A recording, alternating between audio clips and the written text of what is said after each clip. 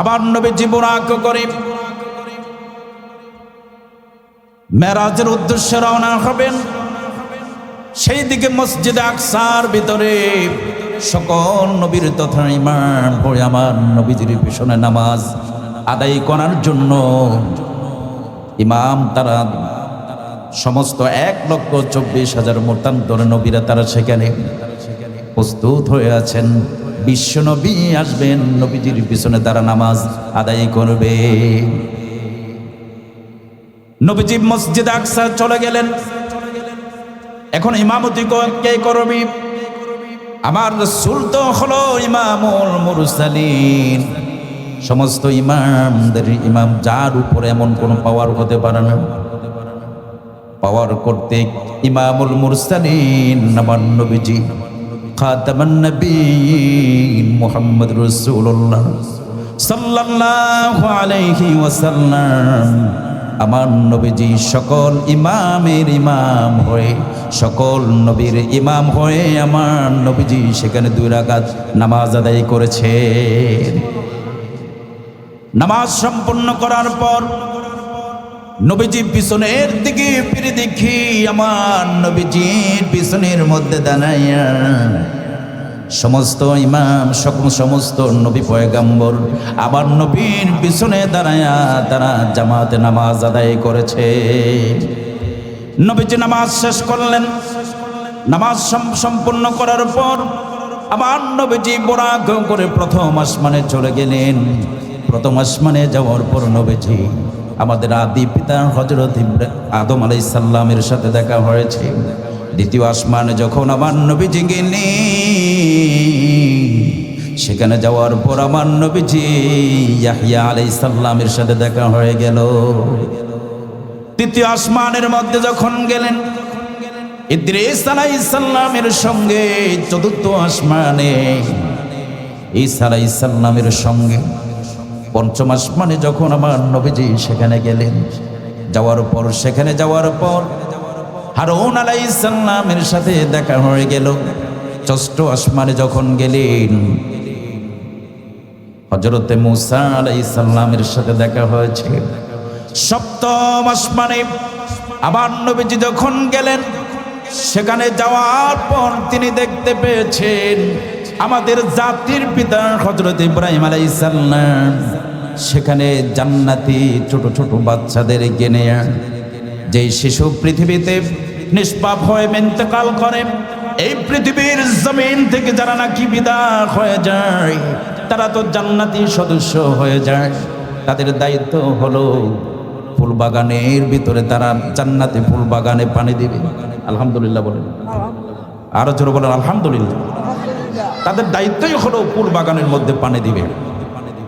এরকম জান্নাতি শিশুদের সঙ্গে আমাদের জাতির পিতা খেলাধুলা করতেছে। আমার নবীজি সপ্তম আসমানে যাওয়ার পর আমার নবীজি দেখতে পেলেন আমাদের জাতির পিতা ইব্রাহিম আলাইহিস সালাম জান্নাতি ছোট ছোট শিশুদের সঙ্গে খেলাধুলা করতেছে।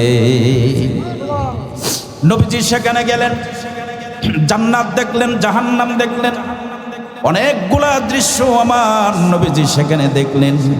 এরপর আমার নবীজি কিছুক্ষণ যাওয়ার পর হঠাৎ করে নবীজি নাকের মধ্যে যেন একটা সুঘ্রাণ চলে আসলো। নবীজি জিবরাইলকে প্রশ্ন করলেন, জিবরাইল রে, জীবনে এত সুঘ্রাণ, এত মজার সুঘ্রাণ, এত সুন্দর সুঘ্রাণ তো জীবনে কোনোদিন দেখি নাই। জিবরাইল আমার নবীজির এই প্রশ্নের জবাবে, জিবরাইল আমার নবীর প্রশ্নের জবাবে উত্তর দিচ্ছেন, ইয়া রাসূলুল্লাহ, ইয়া হাবিবাল্লাহ, এই সুঘ্রাণ তো সেই সুঘ্রাণ নয়, এই সুঘ্রাণ তো সেই সুঘ্রাণ নয়, এই সুঘ্রাণ হলো আল্লাহর জান্নাতের সুঘ্রাণ। জান্নাতের সুঘ্রাণ আমার নবীজি পেয়ে গেলেন। এরপর নবীজি কিছুক্ষণ যাওয়ার পর নবীজি হঠাৎ করে আরেকটা দৃশ্য দেখলেন।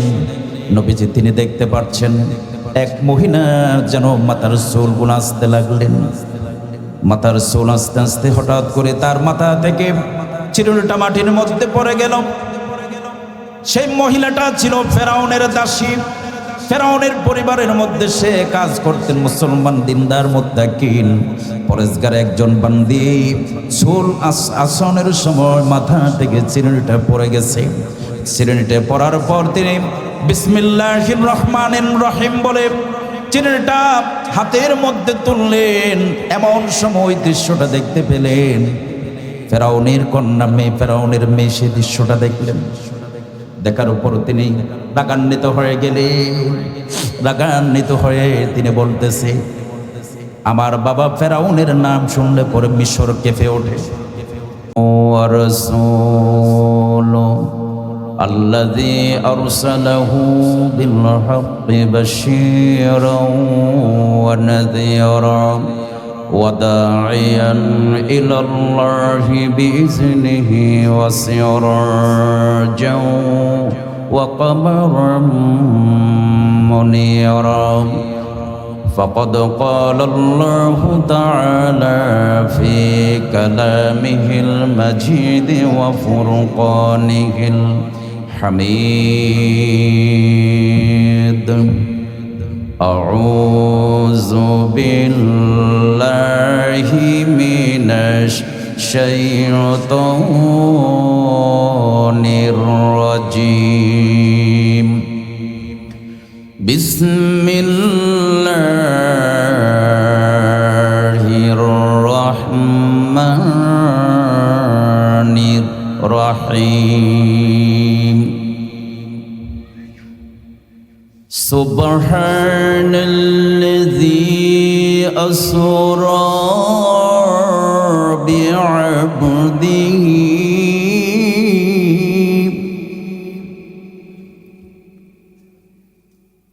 سبحان الذي أسرى بعبده ليلا من المسجد الحرام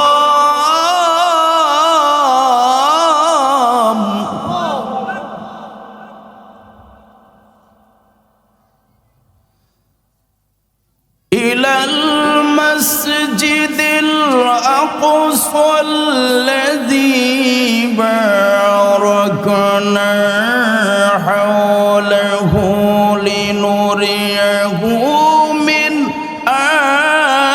آياتنا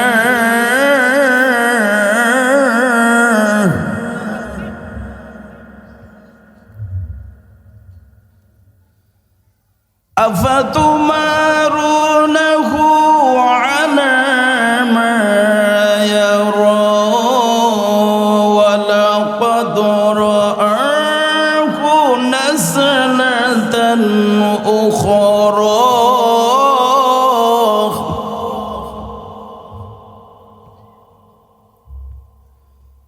عند سدرة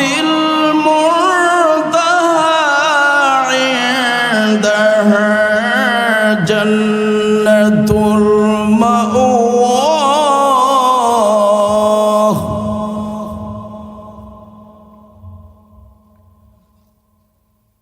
إذ يغشى السدرة ما يغشى ما زاغ البصر وما طغى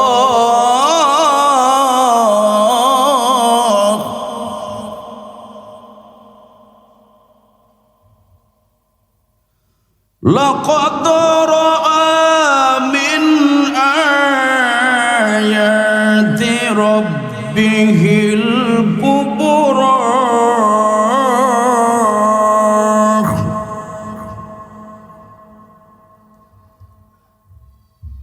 قال النبي صلى الله عليه وسلم من لم يحافظ عليها كانت له برهانا ولا نجاة يوم القيامة ومن لم يحافظ عليها كانت له برهانا ولا نجاة يوم القيامة معه قارون وفرعون وأبي بن خلف رواه أحمد إن الله وملائكته يصلون على النبي يا أيها الذين آمنوا صلوا عليه وسلموا تسليما اللهم صل على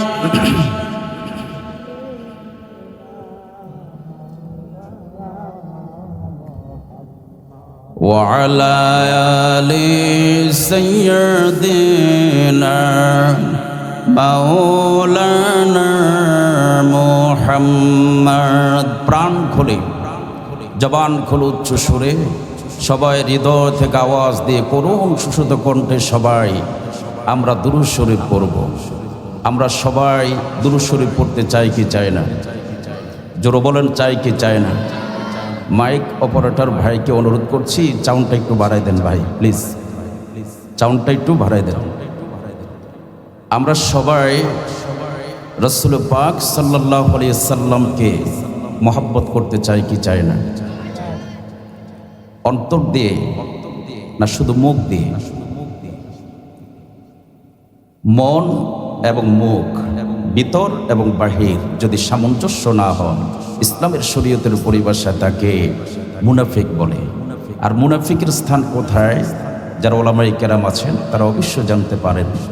মুনাফিকের জায়গা হলো ইন্নাল মুনাফিকিনা ফিদ দারকিল আসফালি মিনান নার। মুনাফিকের জায়গা হলো জাহান্নামের একবারে নিম্ন স্তরে, যার পর আর কোনো কিছুই নাই, একবারে জাহান্নামের তলদেশে মুনাফিকের স্থান হবে। মুনাফিক মনে হয় আমার দেশে মোটেও নাই। মুসলমান বাবারা আছে না নাই?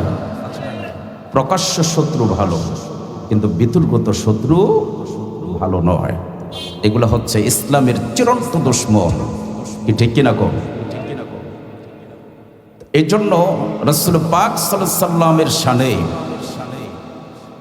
আমরা দুরূদ শরীফ পড়ব অন্তর দিয়ে। আর দুরূদ শরীফ পড়ব এমনভাবে পড়ব যাতে করে দুই চোখের কোণা দিয়ে পানি বের হয়ে যায়। পানি বের হলেই বুঝতে পারবো যে রাসূল পাক সাল্লাল্লাহু আলাইহি সাল্লামের মহব্বত আপনার ভিতরে আছে, কি ঠিক কিনা কর? মহব্বতে সবাই আওয়াজ দিয়ে উচ্চ সুরে সবাই জোরে সোরে পড়ি, আল্লাহুম্মা সাল্লি আলা সাইয়্যিদিনা মাওলানা মুহাম্মদ ওয়া আলা আলি সাইয়্যিদিনা মাওলানা মুহাম্মদ।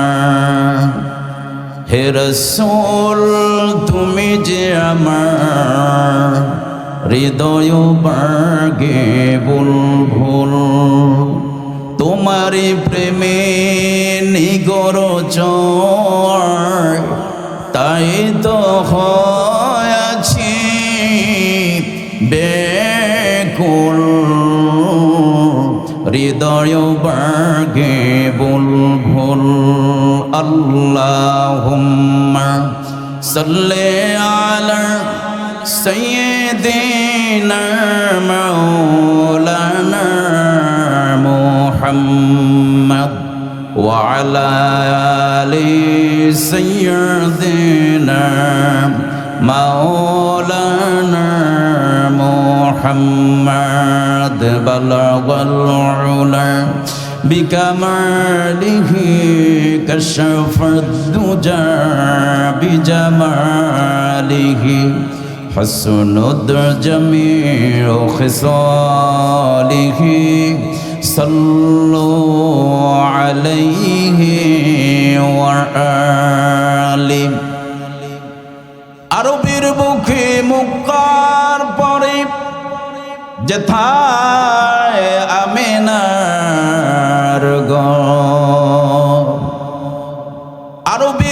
কি মুক্কার পরে যেথায় আমেনার ঘর খোদার করুণার কৌসার হয়ে জোরেছে বারংবার বালাগাল উলা বিকামালিহি কাশাফাদ দুজা বিজামালিহি حسنت جميع خصاله صلوا عليه وآله मुझे कुछ मिली या न मिले मुहम्मद मिले याने ओ शै जिससे अल्लाह मिले बलगल उला बिकमालिही कशफद दुजा बिजमालिही حسنت جميع خصاله صلوا عليه وآله ঐতিহ্যবাহী মনোহরপুর আল ফালা জামে মসজিদের উদ্যোগে বাৎসরিক ওয়াজ দোয়ার মাহফিল অনুষ্ঠিত 2026। আজকে ওয়াজ দোয়ার মাহফিলে প্রধান আকর্ষণ হিসেবে যিনি উপস্থিত থাকবেন আন্তর্জাতিক খ্যাতি সম্পন্ন মুফাসসিরে কোরআন হযরত মাওলানা মুফতি নাসিরউদ্দিন খান আনসারী ফিরোজপুর আজকে বিশেষ মেহমান হিসেবে যিনি আলোচনা করেছেন বিশিষ্ট ইসলামী চিন্তাবিদ মাওলানা নোমান হোসেন নোমানী খতিব শাহপুর দক্ষিণ পাড়া জামে মসজিদ চৌদ্দগ্রাম কুমিল্লা বিশিষ্ট ইসলামী চিন্তাবিদ মাওলানা মোহাম্মদ মনিরুজ্জামান খতিব বরুড়া কেন্দ্রীয় জামে মসজিদ প্রধান অতিথি হিসাবে যিনি উপস্থিত থাকবেন জনাব হাজী ফরহাদ হোসেন প্রতিষ্ঠাতা সভাপতি আব্দুল হাকিম ফাউন্ডেশন সম্মানিত অতিথিবৃন্দ জনাব ইউসুফ আলী মীর পিন্টু সদস্য সচিব লালমাই উপজেলা বিএনপি জনাব আসলাফ মজুমদার যুগ্ম আহ্বায়ক লালমাই উপজেলা বিএনপি জনাব আবুল বাশার বিশিষ্ট ব্যবসায়ী বাগমারা বাজার আজকে এ ওয়াজ দোয়ার মাহফিলের সম্মানিত সভাপতি হাজী আব্দুল মমিন সভাপতি অত্র মসজিদ আল্লাহ তাআলা সভাপতিকে দীর্ঘ হায়াত দান করুক সকলে জোরে বলে আমিন। সভাপতি কি আছেন? আলহামদুলিল্লাহ। আপনি সভাপতি না? আলহামদুলিল্লাহ। এরকম সভাপতি যখন স্টেজে থাকে মনটা আনন্দে ভরে যায়। তার কারণ কি জানেন? তার কারণ হলো সভাপতির মুখের মধ্যে রাসূল পাক সাল্লাল্লাহু আলাইহি সাল্লামের দায় আছে না নাই? জোরে বলেন না, আছে না নাই? পৃথিবীর বৃহত্তম একটি মুসলিম দেশ আমার এই বাংলাদেশ, শতভাগের মধ্যে ৯৯% মুসলমান। অথচ এই দেশে কিছু কিছু জায়গায় তাফসীরুল কোরআন মাহফিলের সভাপতি দেওয়া হয়, যেই সভাপতি সপ্তাহ ৬ দিনের ভিতরে ৩ দিন ফোন সেভ করে। আছে না নাই?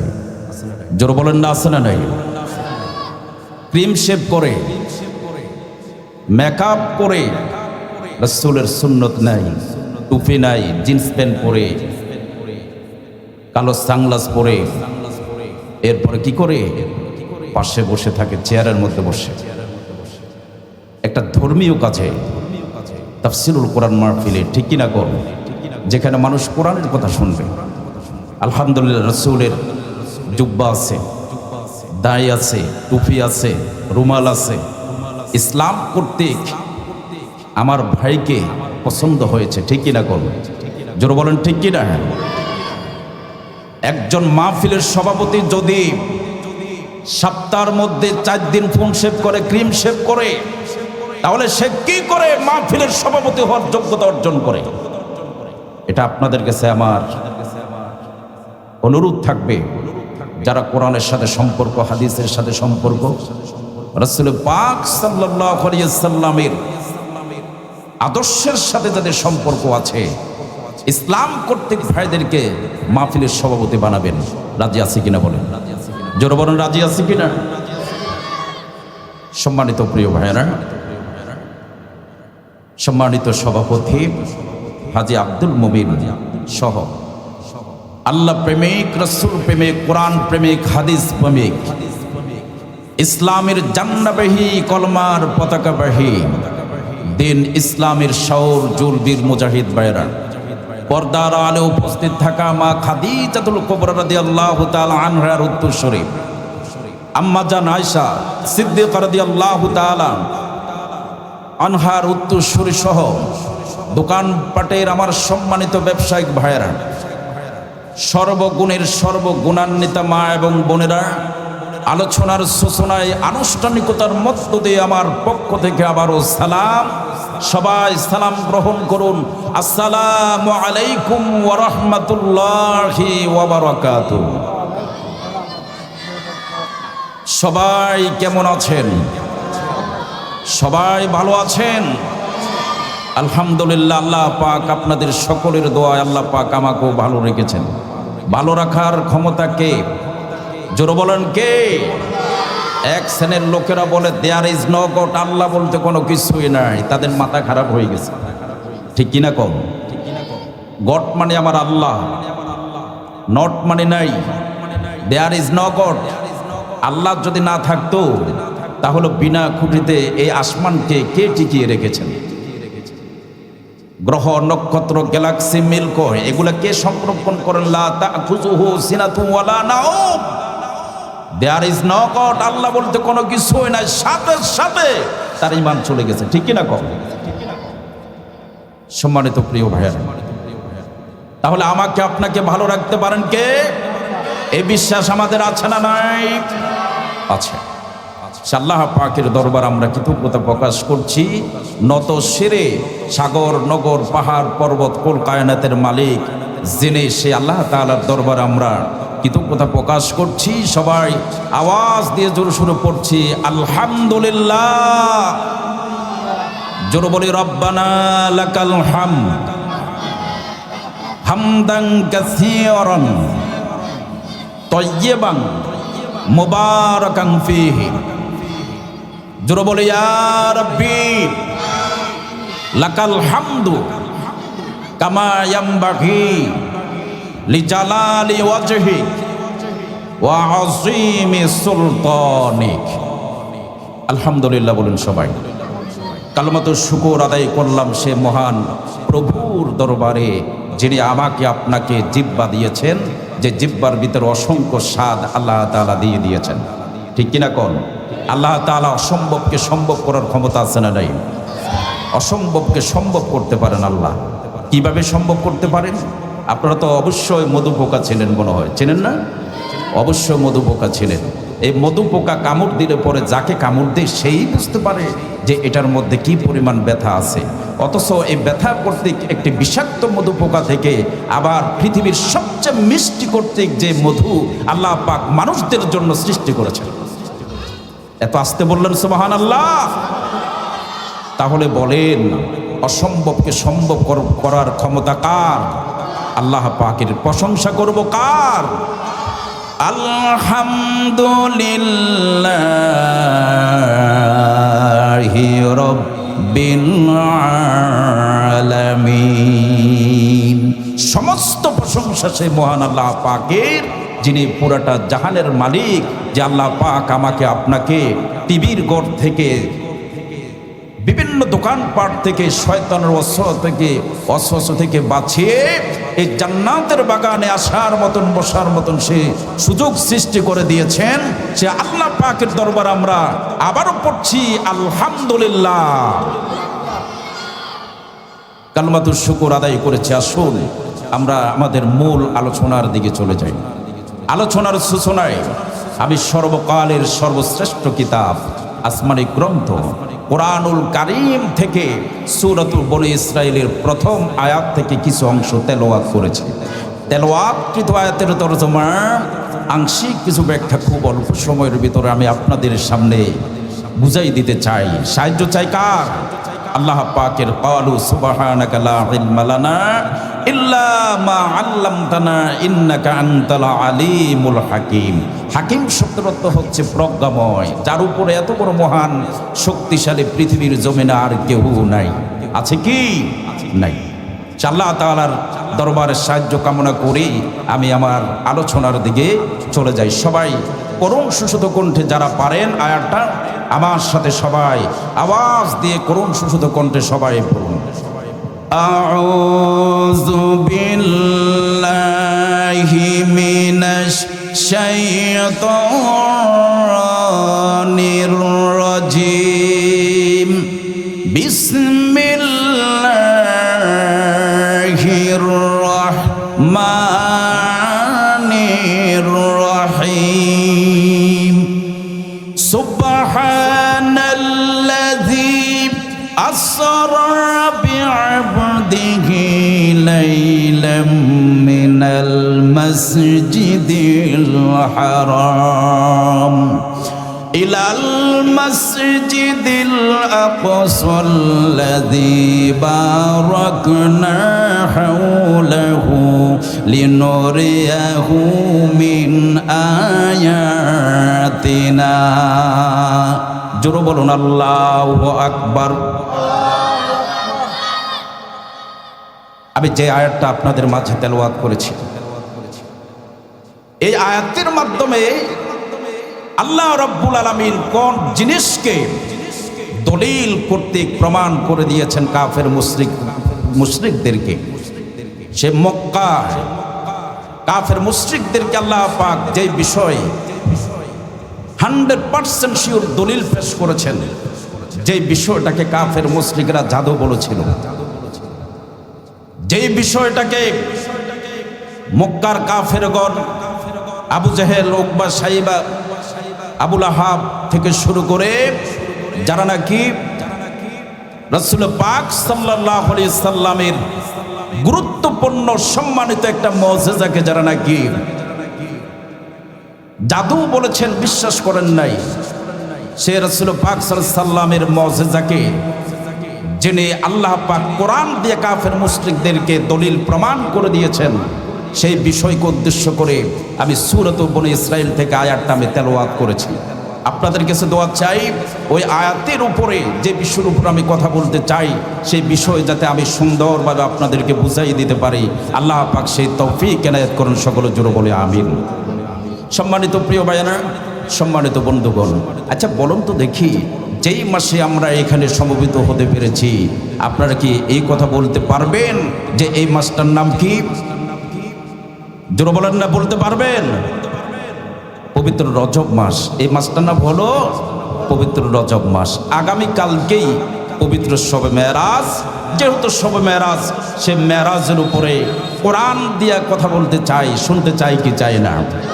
আমরা কোরআন, আমাদের মূল পরিচয় হলো আমরা কোরআনকে বিশ্বাস করব, কি ঠিক কিনা কম?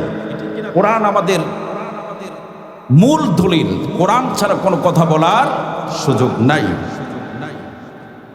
সম্মানিত প্রিয় ভাইয়েরা, সম্মানিত বন্ধুগণ, রাসূল পাক সাল্লাল্লাহু আলাইহি সাল্লাম যে ইসরা করেছেন, মেরাজ করেছেন, সেই বিষয়ের উপরে কথা বলতে চাই। পবিত্র রজব মাসে আল্লাহ রাসূল যে মেরাজ করেছেন, এই বিষয়ে কাফের মুশরিকদের মধ্যে বিভিন্ন মতনৈক্য শুরু হয়ে গেছে। তারা বলে, কি করে এটা সম্ভব? পৃথিবীর চাইতে 13 লক্ষ গুণ বড় একটি সূর্য, এরকম অসংখ্য সূর্য গিলি খেয়ে ফেলতে পারে এক একটা তারকা। যেই তারকা অসংখ্য তারকা, 300 তারকা গিলি খেয়ে ফেলতে পারে এক একটা গ্যালাক্সি। এরপরে অসংখ্য গ্যালাক্সি একটা ব্ল্যাক হোলের ভিতরে থাকতে পারে। আল্লাহ পাক এত বড় বড় জিনিস সৃষ্টি করলেন, সাত আসমান ভেদ করে গ্রহ নক্ষত্র গ্যালাক্সি মিল্কি ব্ল্যাক হোল এগুলা পার হয়ে কিভাবে তিনি সাত আসমান ভেদ করে আরশে আজিমে গেলেন? এটা কি সম্ভব? এটা তো কিছুতে সম্ভব নয়। এই কথা বলে কাফের মুশরিকরা তারা বলেছে এটা জাদু। আর তারা যেহেতু জাদু বলেছে, আল্লাহ পাক সেটা যে 100% আমার রাসূল মেরাজ করেছেন, আল্লাহ পাক তা প্রমাণ করে দিয়েছেন আল্লাহর এই কোরআন দিয়া। আর জোরে বলেন সুবহানাল্লাহ। আল্লাহর কোরআন দিয়ে তা প্রমাণ করে দিয়েছেন। সম্মানিত প্রিয় ভাইরা, আল্লাহ রাব্বুল আলামিন নবীদেরকে যে মুআজিজা দিয়েছেন, আমার রাসূলকে যে মুআজিজা দিয়েছেন, 3000 মুআজিজা আমার রাসূলের ভিতরে ছিল। এই 3000 মুআজিজার ভিতরে সবচেয়ে দামি মুআজিজা হলো, 1 নম্বর সম্মানিত মুআজিজা হলো, যার উপরে এত বড় সম্মান আর হতে পারে না, সেই সম্মান হলো আমার রাসূল কোরআন পেয়েছেন। আমার রাসূল কি পেয়েছেন? আমার রাসূল কোরআন পেয়েছেন। আর দ্বিতীয় নাম্বার, 3000-এর মধ্যে দ্বিতীয় নাম্বার দামি মুআজিজা হলো রাসূল পাক সাল্লাল্লাহু আলাইহি সাল্লামের ইসরা এবং মেরাজ সফর মুবারক শরীফ। যেরকম সুবহানাল্লাহ। আজকে ইসরা এবং মেরাজের বিষয়ের উপরে কথা বলতে চাই। মেরাজ এবং ইসরা এই দুইটা জিনিসের ভিতরে পার্থক্য আছে না নাই? জোরে বলেন না, আছে না নাই? অবশ্যই পার্থক্য আছে। ইসরা শব্দের অর্থ হচ্ছে নৈশ ভ্রমণ, অর্থাৎ এক রাত্রিতে ভ্রমণ করানোকেই বোঝানো হয়েছে ইসরা। আর মেরাজ শব্দের অর্থ হচ্ছে উদ্বারণ বা উদ্বারণের যন্ত্র। কথা বুঝতে পেরেছেন? ইসরা শব্দের অর্থ হচ্ছে নৈশ ভ্রমণ, অর্থাৎ এক রাত্রিতে ভ্রমণ করানোকেই বোঝানো হয়েছে ইসরা। আবার সেখান থেকে 7 আসমান ভেদ করে আল্লাহর নৈকট্য অর্জন করে তিনি উদ্ধারণ, অর্থাৎ সেখান থেকে 7 আসমান ভেদ করে আরশে আজিম পর্যন্ত সফর করার নামই হলো মেরাজ। এটা হচ্ছে ইসরা এবং মেরাজ সফর মুবারক শরীফ। রাসূল পাক সাল্লাল্লাহু আলাইহি সাল্লাম তিনি মেরাজে যাওয়ার সময় তিনি সকল নবীর তথা ইমাম হয়ে তিনি 2 রাকাত নফল নামাজ আদায় করেছেন। কোথায় নফল নামাজ আদায় করেছেন? সেই ফিলিস্তিন তথা বাইতুল মুকাদ্দাস মসজিদুল আকসার ভিতরে আমার নবীজি সকল নবীর ইমাম হয়ে তিনি 2 রাকাত নামাজ আদায় করেছেন উম্মতি উম্মতি বলে। সুবহানাল্লাহ। উম্মতের জন্য দোয়া করেছেন নামাজের মাধ্যমে। এই মসজিদুল আকসার দৃশ্যটা পর্যন্ত কাফেরদেরকে দেখাই দিয়েছে আল্লাহ পাক। এরপরও কাফের মুশরিকেরা তারা বলে যে কি করে সম্ভব, এটা কি সম্ভব মুহাম্মদের দ্বারা সে ইসরা মেরাজ করবে, 7 আসমান গ্রহ নক্ষত্র অতিক্রম করে সে আরশে আজিমের মধ্যে চলে যাবে? এটা তো সাধারণ বিষয় নয়। না, এটা কখনো সম্ভব হতে পারে না। সম্মানিত প্রিয় ভাইয়েরা, যেই জায়গায় রাসূল 2 রাকাত নফল নামাজ আদায় করেছেন বাইতুল মুকাদ্দাসে ফিলিস্তিনে, যেই জায়গার ভিতরে আমার নবীজির সেজদা পড়েছে, যেই জায়গার মধ্যে আমার নবীর সেজদা পড়েছে, রুকু পড়েছে, যেই জায়গায় আমার নবী সকল নবীর ইমাম হয়ে 2 রাকাত নফল নামাজ আদায় করেছেন, সেই জায়গা সেই স্থানে বাইতুল মুকাদ্দাসে মুসলমান অসংখ্য মুসলমানকে কুকুরের মতন পিটাইছে কাফের মুশরিক। কথা ঠিক কিনা কও? মুসলমান কথা বলতে মন চায় না? আপনারা কি ভয় পান? ভয় পান আপনারা? আচ্ছা বলুন তো দেখি, ফিলিস্তিন মুসলমানের বাইতুল মুকাদ্দাসে মসজিদুল আকসার ভিতরে মুসলমানকে আঘাত করেছেন কিনা? তাহলে আপনারা বলতে ভয় পান কেন? আওয়াজ দিবেন, কথা বলতেও ভালো লাগবে। কথা ঠিক কিনা বলেন? ডাইনে বামে পিছনের বাবারা, আমি দেখব তাদের শক্তি কতটুকু আছে। আমার প্রশ্ন হলো এই, যেই নবী যেই স্থানে সেজদা করেছে, যেই জমিনে সেজদা করেছে, মসজিদে আকসার ভিতরে আল্লাহর ঘরের ভিতরে আমার নবী রুকু করেছে, সেজদা করেছে, কাঁদছে উম্মতের জন্য, আজ সেই বাইতুল মুকাদ্দাসকে তারা ভেঙ্গে চুরে চুরমার করে দিয়া মসজিদের ভিতরে মুসলমানের উপরে আঘাত করেছে কিনা? আর বলেন ঠিক কিনা? মুসলমানকে আঘাত করেছে। সম্মানিত প্রিয় ভাইরা, সম্মানিত বন্ধুগণ, ইহুদি যে কত খারাপ জাত রাসূল পাক সাল্লাল্লাহু আলাইহি সাল্লাম স্পষ্ট বলে দিয়েছেন, ইহুদির জাতের মতন খারাপ জাত আর পৃথিবীর জমিনে আর কিছুই হতে পারে না। হতে পারে কি? হতে পারে না। আমার নবীজি যে সেখানে 2 রাকাত নফল নামাজ আদায় করেছেন, মেরাজে যাওয়ার পূর্বে যে স্থানে আদায় করেছেন এবং যে মসজিদে আদায় করেছেন, সেই মসজিদ কে নির্মাণ করেছেন? কোন নবী নির্মাণ করেছেন? আপনারা কি বলতে পারবেন? বলতে পারবেন না। আল্লাহ রাব্বুল আলামিন হযরত মূসা আলাইহিস সালামকে কিতাব প্রদান করেছেন। ইহুদিদের নেতৃত্বে, ইহুদিদের পাপাচারের কারণে 2 বার পর্যন্ত মসজিদুল আকসা ধ্বংসের কথা উল্লেখ করা হয়েছে। ইতিহাস থেকে জানা যায় যে খ্রিস্টপূর্বে 1000 সালের দিকে হযরত সুলাইমান আলাইহিস সালাম তিনি এই মসজিদুল আকসা নির্মাণ করেছেন। সুলাইমান আলাইহিস সালামের পরে কাফের মুশরিক, ইসলামের চিরন্ত দুশমন যারা ছিলেন, যারা ইসলামের কথা যেখানে শুনবে সেখানে মারধর নির্যাতন শুরু করে দিত, সে কাফের মুশরিক ইহুদির জাত যারা ছিলেন, যেই স্থানে আমার নবীজি নামাজ আদায় করেছেন, সুলাইমান আলাইহিস সালাম 1000 সালের দিকে যেখানে মসজিদুল আকসা নির্মাণ করেছেন, সেই জায়গার মধ্যে তারা যুদ্ধ বিগ্রহ, পাপাচার, অন্যায় অপরাধ তাদের অব্যাহত ছিল।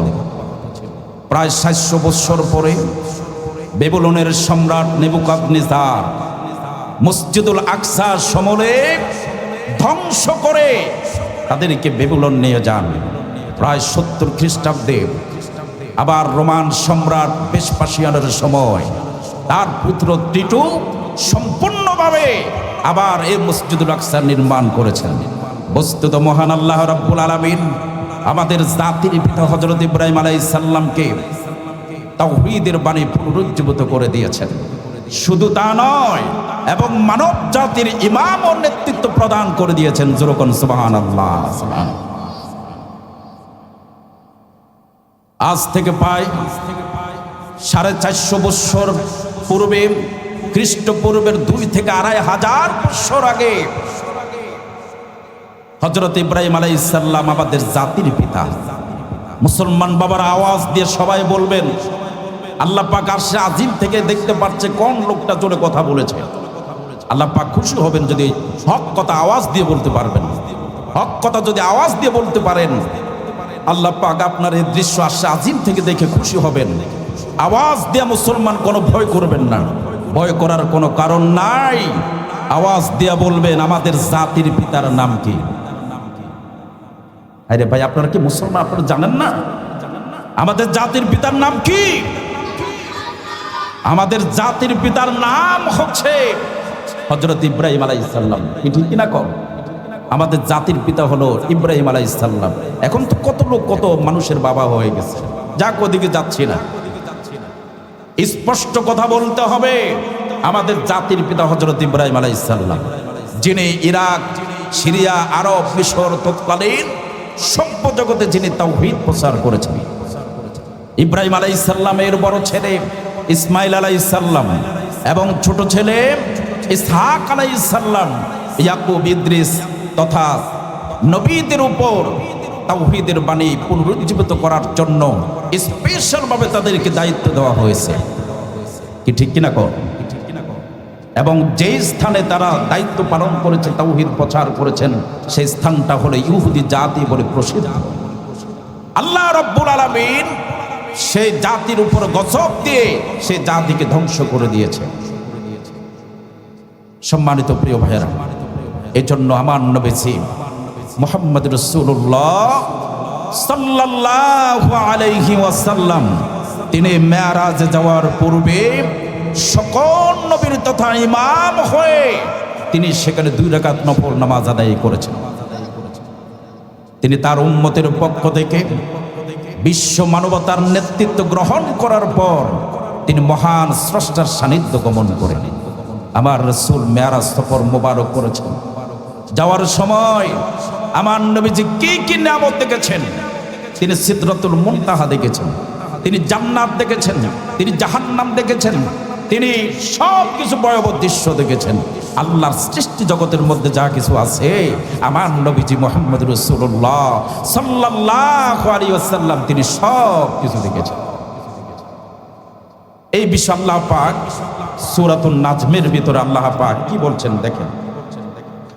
আল্লাহ রাব্বুল আলামিন বলেন, আফাতুমারুনাহু আলা মা ইয়ারা ওয়ালাকাদ রাআহু নাজলাতান উখরা ইনদা সিদরাতিল মুনতাহা ইনদাহা জান্নাতুল মাওয়া ইয ইয়াগশা সিদরাতা মা ইয়াগশা মা যাগাল বাসারু ওয়া মা তাগা লাকাদ রাআহু নাজলাতান উখরা।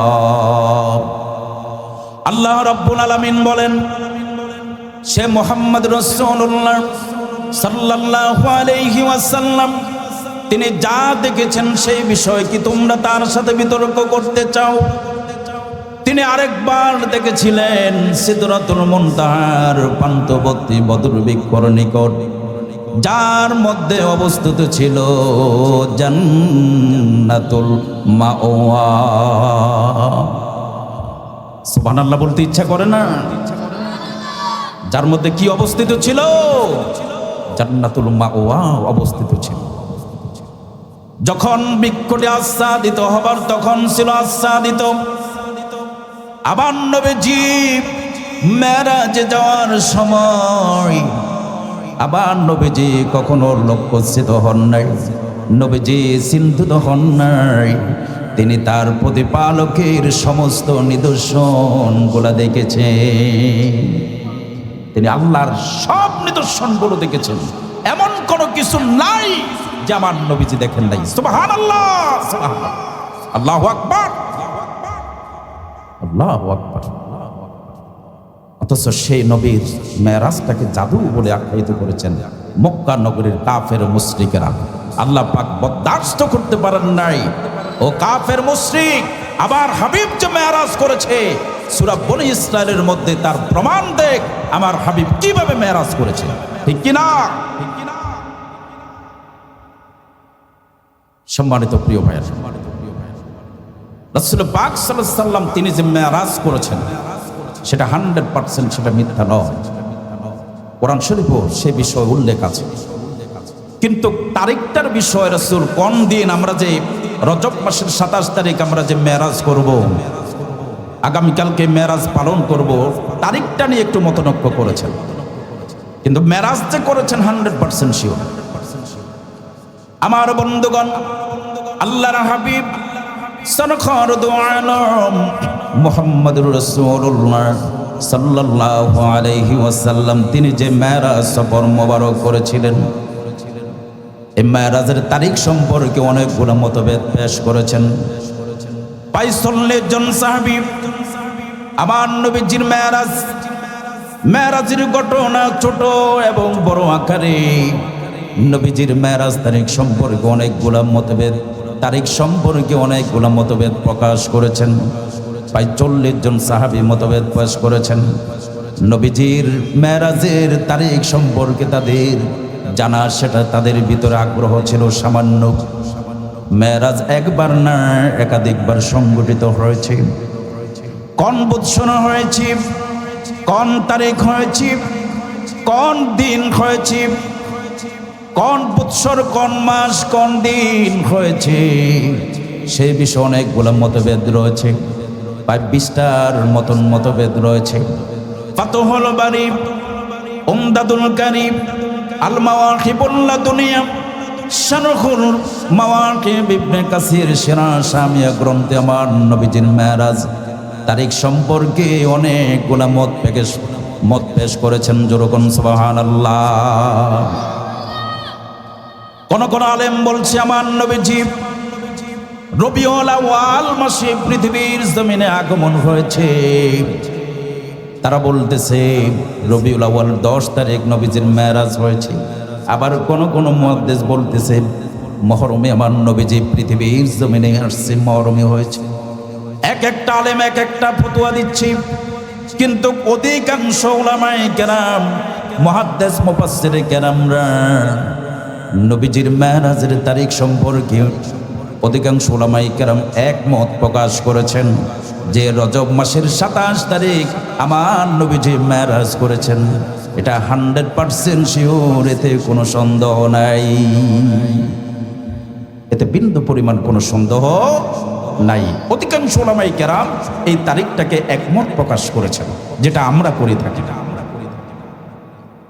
আমার ভাইয়েরা, সিয়াসিত্তা হাদিসগুলো একত্রিত করেছেন ইমাম ইবনুল আসির তার জামেউল উসুল গ্রন্থে আমার নবীজির মেরাজ তারিখ সম্পর্কে। আল্লামা ইবনে ইউসুফ তার সিরাসামিয়া গ্রন্থে আমার নবীজির মেরাজ তারিখটাকে কত সুন্দর করে তারা তুলে ধরেছে। আবার নবীজি কাবা ঘরের উত্তর পাশে হাতিমের মধ্যে নবীজি শুয়ে আছেন। এমন সময় জিবরাইল কয়েকজন ফেরেশতাকে নিয়ে আমার নবীজির দরবারে আসলেন। আয়েশা আমার নবীকে শোয়া থেকে উঠালেন, নবীজির পেট থেকে একটা অংশ কেটে আমার নবীজির হৃৎপিণ্ড বের করলেন। এরপরে ঈমান ও হিকমত দ্বারা সেটাকে স্থাপন করে দিয়েছে। ঈমান ও হিকমত দ্বারা স্থাপন করে দিয়ে আবার নির্দিষ্ট পক্ষের মধ্যে স্থাপন করে দিয়েছে। এরপর পবিত্র হয়ে গেল রাসূল ঈমান হিকমত দিয়ে আমার নবীকে, কারণ আল্লাহর দাওয়াতে যাবে, আল্লাহর রাসূলকে দাওয়াত দিয়েছেন মেরাজ করার জন্য, সেখানে যাবে ঈমান ও হিকমত দিয়া আবার হৃৎপিণ্ড নির্দিষ্ট স্থানে বক্ষণ করে দিয়েছেন। এরপর বোরাক আসে। বোরাক শব্দের অর্থ হচ্ছে বারকুন থেকে উৎপত্তি, বিজলি, অত্যন্ত গতিসম্পন্ন। কেমন গতিসম্পন্ন? আলোর গতি 1,86,000 মাইল বেগে চলে, আর বোরাক এর চেয়ে কোটি কোটি গুণ বেশি গতিতে চলে। যেরকম সুবহানাল্লাহ, প্রতি সেকেন্ডে কত হাজার মাইল চলছে। এরকম গতি সম্পন্ন করতে গিয়ে একটি বোরাক আমার রাসূলের জন্য আল্লাহ তাআলা পাঠিয়ে দিয়েছেন। আবার দুনিয়ার কিছু কিছু এখন বোরাক ছবি আকারে তারা বিভিন্ন রকমের ঘরের মধ্যে সাজায় রাখে, কি ঠিক কিনা কোন? ওই ধরনের বোরাক কি আমার রাসূলের জন্য আসছিল? আছে না এরকম সমাজে কিছু কিছু বাজারের মধ্যে দেখেন। আজকে বাজারে গেলে পরে সেখানে আপনি দেখতে পাবেন যে বোরাক এমন আকৃতিতে সামনের গালা মহিলার ছবি থাকে, কি ঠিক কিনা কম? পিছনের গালাটা গোয়া সিস্টেম, লেজ আছে, ডানা আছে। এই ধরনের কিছু বোরাক বাজার থেকে কিনে আয় না ঘরের ভিতরে সেখানে রাইখা দেয় বরকতের জন্য। 20 টাকা দিয়া বোরাক কিনে আনছে। রাসূলের বোরাক কি 20 টাকা দামি? হায় হায় রে, মানুষ আজকে কত বোকার মধ্যে আছে।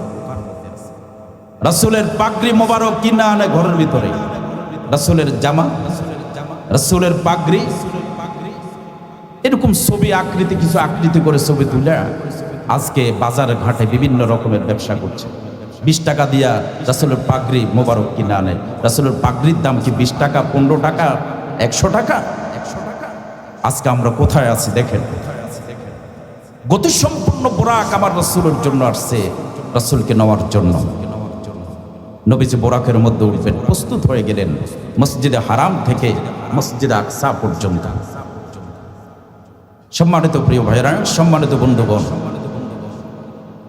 এই যে সুবহানাল্লাযী আসরা বিআবদিহি লাইলাম মিনাল মসজিদিল হারাম ইলাল মসজিদিল আকসাল্লাযী বারাকনা হাওলাহু লিনুরিয়াহু মিন আয়াতিনা। আল্লাহ তাআলা যে এখানে দলিল পেশ করেছেন কাফের মুশরিকেরা, তাদেরকে বোঝানোর জন্যই আল্লাহ পাক এই কথাটা বলেছেন কোরআন শরীফের ভিতরে। আমার বন্ধুগণ, আল্লাহর নবী মুহাম্মদুর রাসূলুল্লাহ সাল্লাল্লাহু আলাইহি ওয়াসাল্লাম জিবরাইলকে ডেকে বললেন, জিবরাইল রে, বোরাকের মধ্যে উঠবো, কিন্তু বোরাকে ওঠার আগে আমি তোমার কাছে একটা কথা জানতে চাই, শুনতে চাই।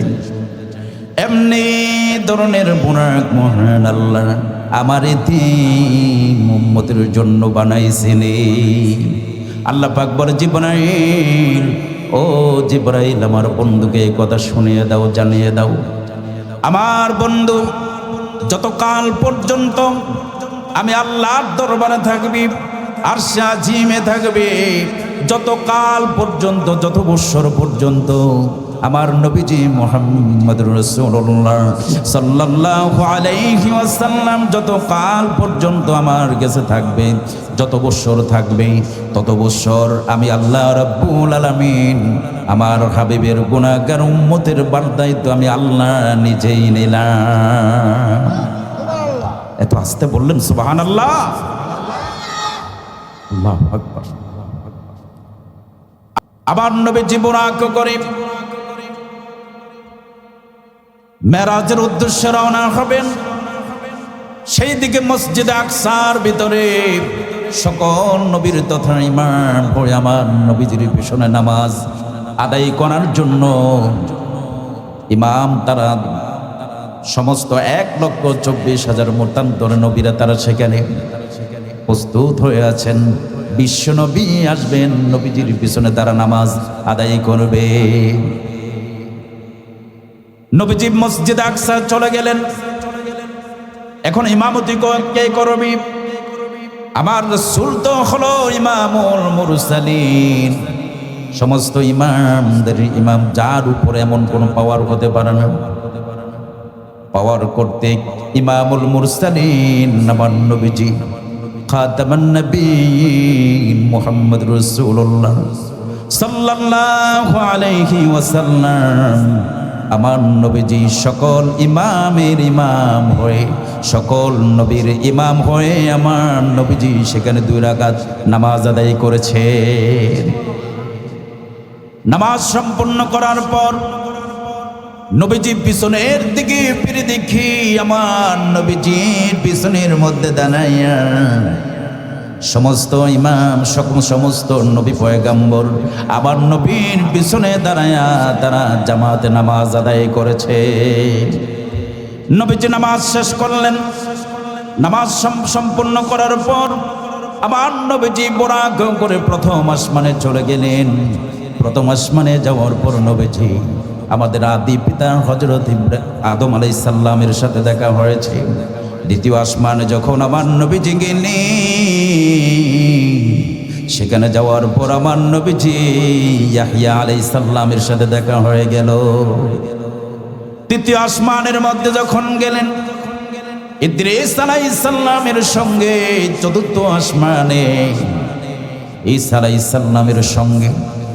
পঞ্চম আসমানে যখন আমার নবীজি সেখানে গেলেন, সেখানে যাওয়ার পর হারুন আলাইহিস সালামের সাথে দেখা হয়ে গেল। ষষ্ঠ আসমানে যখন গেলেন, হযরতে মূসা আলাইহিস সালামের সাথে দেখা হয়েছে। সপ্তম আসমানে আবার নবীজি যখন গেলেন, সেখানে যাওয়ার পর তিনি দেখতে পেয়েছেন আমাদের জাতির পিতা হযরত ইব্রাহিম আলাইহিস সালাম সেখানে জান্নাতি ছোট ছোট বাচ্চাদের কিনে, যে শিশু পৃথিবীতে নিষ্পাপ হয়ে ইন্তেকাল করে, এই পৃথিবীর জমিন থেকে যারা নাকি বিদায় হয়ে যায় তারা তো জান্নাতি সদস্য হয়ে যায়। তাদের দায়িত্ব হলো ফুল বাগানের ভিতরে তারা জান্নাতি ফুল বাগানে পানি দিবে। আলহামদুলিল্লাহ বলেন, আরো জোরে বলেন আলহামদুলিল্লাহ। তাদের দায়িত্বই হলো ফুল বাগানের মধ্যে পানি দিবে। এরকম জান্নাতি শিশুদের সঙ্গে আমাদের জাতির পিতা খেলাধুলা করতেছে। আমার নবীজি সপ্তম আসমানে যাওয়ার পর আমার নবীজি দেখতে পেলেন আমাদের জাতির পিতা ইব্রাহিম আলাইহিস সালাম জান্নাতি ছোট ছোট শিশুদের সঙ্গে খেলাধুলা করতেছে।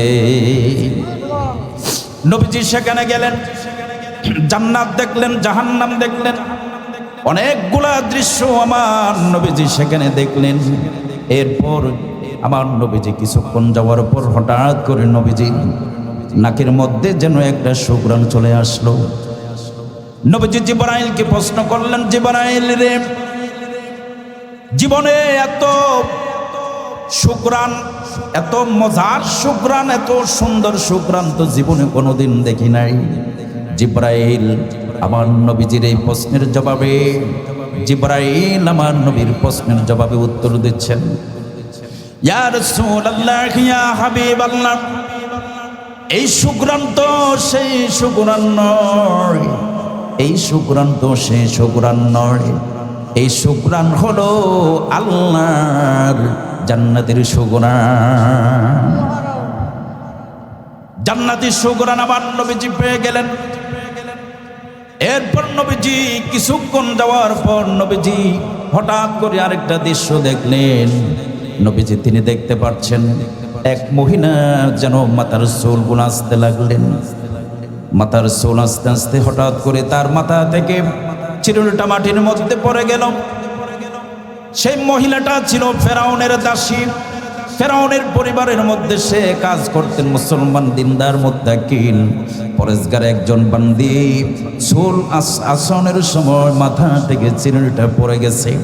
চিরুনিটা পড়ার পর তিনি বিসমিল্লাহির রহমানির রহিম বলে চিরুনিটা হাতের মধ্যে তুললেন। এমন সময় দৃশ্যটা দেখতে পেলেন, ফেরাউনের কন্যা মেয়ে, ফেরাউনের মেয়ে সে দৃশ্যটা দেখলেন। দেখার উপর তিনি রাগান্বিত হয়ে গেলেন। রাগান্বিত হয়ে তিনি বলতেছে, আমার বাবা ফেরাউনের নাম শুনলে পরে মিশর কেঁপে ওঠে। কত বড় সাহস! আমার বাবার নাম নিয়া, নাম না নে রব আল্লাহর নামে, ওই দাসীটা তার মনে আল্লাহর নামে, তার আল্লাহর, তার রব আল্লাহর নামে চিরুনিটা হাতের মধ্যে, আমি তো আমার বাবার কাছে নালিশ দিব? এটা তো সাধারণ বিষয় নয়। আমার বাবাকে বেজ্জতি করেছে, সুতরাং আমি আমার বাবার কাছে নালিশ দিব। ফেরাউনের কন্যা এই দৃশ্য দেখি তার বাবা ফেরাউনের কাছে নালিশ দিলেন, বাবা গো, কত বড় সাহস! দাসী আমাদের পরিবারে কাজ করে, এই কাজের মেয়ে তোমার নাম নিয়া, মেয়েটা তার রব আল্লাহর নামে চিরুনিটি হাতের মধ্যে তুললো, কিন্তু তোমার নামে চিরুনিটা তুলতে পারত। ফেরাউন রাগান্বিত হয়ে গেলেন। দাসীকে প্রশ্ন করলেন, দাসী রে, তোমার তো সাহস কম নয়, তুমি কি দেখো ওই যে আগুন, তোমার জন্য আগুন তৈরি করেছে, কিছুক্ষণ পরে তোমাকে আগুনের মধ্যে তোমাকে ফেলে দেওয়া হবে। মহিলাটা ফেরাউনকে ডেকে বললেন, আমি তোমার আগুনকে ভয় পাই না, যে আমার আল্লাহ আমাকে সৃষ্টি করেছেন, আমি আমার আল্লাহকে ভয় পাই। ভাইয়েরা আমার, চতুর্দিকে এদিক সেদিক চক্ষু রাখবেন না, আমার দিকে চক্ষু দৃষ্টিটা রাখবেন, তাহলে আপনাদের ভিতরে তাসির আসবে, আমল আসবে। আচ্ছা এদিক সেদিক তাকান, তাহলে কিন্তু আজকের ওয়াজ থেকে কিছুই নিতে পারবেন। ঠিক কিনা কম? জোরে বলেন ঠিক কিনা? বাবারা আমার, আমি বলতেছিলাম ওই ফেরাউন যখন রাগান্বিত হয়ে গেলেন, যিনি আল্লাহর নামে চিরুনি হাতের মধ্যে তুললেন, সেই মহিলার জন্য আগুন তৈরি করলেন ফেরাউন। কিছুক্ষণ পরে ফেরাউন ওই দাসীটাকে আগুনের মধ্যে ফেলে দেবে। দাসীটির কোলের মধ্যে ছোট্ট একটা বাচ্চা ছিল, ছোট্ট একটা বাচ্চা ছিল। ওই দাসীটাকে কিছুক্ষণ পরে ফেরাউন আগুনের মধ্যে ফেলে দিবে। তার অপরাধ কি? একটাই অপরাধ হতে পারে, সে চিরুনিটা তোলার সময় আমার মাওলা আল্লাহর নাম উচ্চারণ করেছে, এটাই তার অপরাধ। মহিলা বলছে, আমার জীবন যেতে পারে, আমার চক্ষু যেতে পারে, আমার পাও যেতে পারে, সমস্ত শরীর পুরি শেষ হয়ে যেতে পারে, আমার জীবন থাকতে কখনো আমি ফেরাউনকে খোদা মানব, ফেরাউনকে আমি আমার রব মানব না। যিনি আমাকে সৃষ্টি করেছেন, যিনি খালেক, যিনি মালিক, যিনি আমাকে সৃষ্টি করেছেন, আমার আল্লাহকে আমি রব মানব। আমার জীবন যতদিন থাকবে শুধু চিরুনি নয়, যে কোনো কাজ করব, কাজ করার সময় যিনি আমাকে সৃষ্টি করেছেন আমার আল্লাহর নামে আমি কাজটা করব। গাড়ি কিনছেন, আল্লাহর নামে যখন গাড়ি চালাবেন অ্যাক্সিডেন্ট হওয়ার কি সম্ভাবনা আছে? না। দোকানদারি করবেন, আল্লাহর নামে বিসমিল্লাহর সহিত দোকানে বসেন, বরকত আছে না নাই? আপনি যে কোনো কাজ করবেন না কেন আল্লাহর নামে করবেন, এটার মধ্যে বরকত আছে। কিছুক্ষণ পরে ফেরাউন আগুন তৈরি করলেন, ওই মহিলাকে আগুনের মধ্যে নিক্ষেপ করবেন, আগুনের মধ্যে ফেলে দিবেন। ফেরাউন যে দাসীটাকে আগুনের মধ্যে ফেলে দিবেন, সে দাসীর কোলের মধ্যে একটা বাচ্চা ছিল। বাচ্চাকে মাকে ডেকে বললেন, মা গো, ও মা, চিন্তা করেন না, চিন্তা করার কোনো কারণ নাই। যেই ফেরাউন আপনাকে কষ্ট দিচ্ছি, ভয় দেখাচ্ছে, আগুনের মধ্যে ফেলে দিবে, আপনাকে একটা প্রশ্ন করতে চাই। বাচ্চা মাকে বলতেছে যে ফেরাউন আগুন তৈরি করেছে, যে ফেরাউন আগুন তৈরি করলো, সে আগুনের শক্তি বেশি, যিনি আগুন সৃষ্টি করেছেন তার শক্তি বেশি। যিনি আগুন তৈরি করেছেন, আগুন সৃষ্টি করেছেন কে? ও মুসলমান বাবার, আওয়াজ দিয়ে বলুন তো দেখি, আগুন কে সৃষ্টি করেছেন? আল্লাহ রাব্বুল আলামিন আগুন সৃষ্টি করলেন। সুতরাং মা, তুমি আগুনকে ভয় পেও না, মন দুর্বল করো না। তোমার সামনে আমি বাচ্চাকে যখন আগুনের মধ্যে ফেলে দেবে, আগুন আমার আল্লাহর হুকুম কর্তৃক ফুল বাগানে পরিণত হয়ে যাবে। সুতরাং আগুনকে ভয় পেও না। এই কথা বলার সঙ্গে সঙ্গে ফেরাউন, ওই দুষ্ট ফেরাউন, ওই মায়ের কোল থেকে বাচ্চাটাকে আগুনের মধ্যে ফেলে দিল। আমার আল্লাহ রাব্বুল আলামিন ওই নারীটাকে, ওই দাসীটাকে ডেকে বলেন, দাসীরে, চিন্তা করো না, চিন্তা করার কোনো কারণ নাই। তুমি আমার মরিয়মের আদর্শে প্রমাণ করেছো, আমার আসিয়ার আদর্শ আদর্শিত হয়ে আগুনকে ভয় করে নাই। সুতরাং আমাকে ভয় করেছো।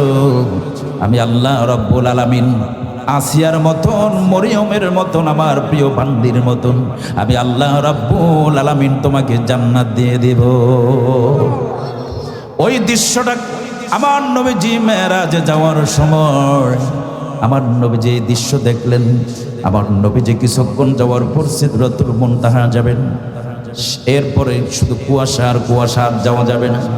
নবীজিকে সেখানে বসার জন্য অবস্থান করলেন। রফরফা নামে একটা বিছানা আসলো, আমার নবীজি সেখানে বসলেন। হযরত বেলাল এদিকে নবীর জন্য পেরেশানি হয়ে আছেন। অজু করে বেলাল নফল নামাজ আদায় করতেছে। বেলাল চিন্তার মধ্যে আছেন আর আল্লাহর দরবারে দুই হাত উঁচু করে দোয়া করে, মাবুদ গো, আমি আমার রাসূলের জন্য দোয়া করি, আল্লাহ গো, আমার রাসূলকে তুমি হেফাজত করো। হযরত বেলাল আমার রাসূলের জন্য দোয়া করেছেন, দোয়া কবুল হয়েছে। এরপর নবীজি আরশে আজিমে যাবেন। যাওয়ার সময় আমার নবীজি অনেক অনেক অলৌকিক ঘটনা দেখেছেন, অনেক অনেক ভয়াবহ দৃশ্য দেখেছেন। নবীজি সেখানে কি দেখেন নাই? নবীজি সেখানে অনেক কিছু দেখেছেন।